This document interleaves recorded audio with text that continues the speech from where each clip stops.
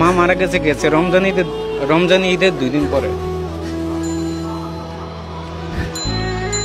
আপনার মা মারা গেছে গত রমজানে 2 দিন পরে, রমজান ঈদের 2 দিন পরে।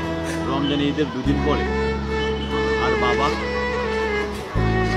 কুরবানি ঈদের দিন। কোরবানি ঈদের দিন, মানে দুইটা ঈদকে কেন্দ্র করে মা বাবা দুজনকে হারালেন।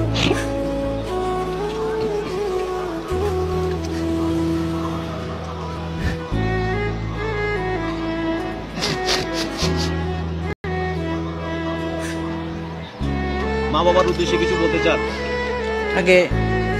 আগে ছিল তখন বুঝিনি, যখন চলে গেছে তখন বুঝতে আছে।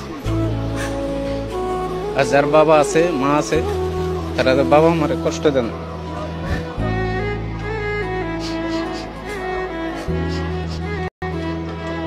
বাবা মা চলে গেলে কেমন লাগে?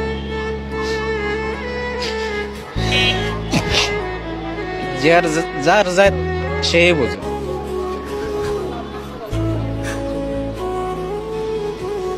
আপনার বাবাও নাই মাও নাই, আপনার স্ত্রীর মাও নাই বাবাও নাই? মা আছে বাপ। এটাই আপনার কষ্ট?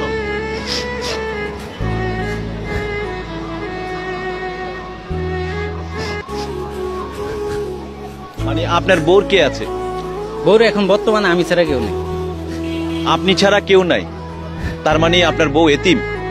এতিম বাপ তো নাই, তার বাপ ছাড়া এতিম না। এই মানুষটারে কই পেলেন আপনি?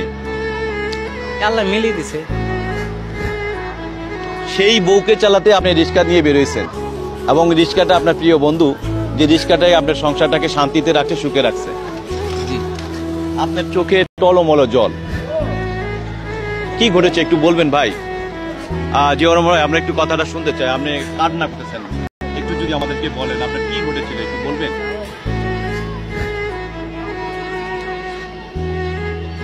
আমরা আপনার কষ্টের কথাটা একটু শুনতে চাই।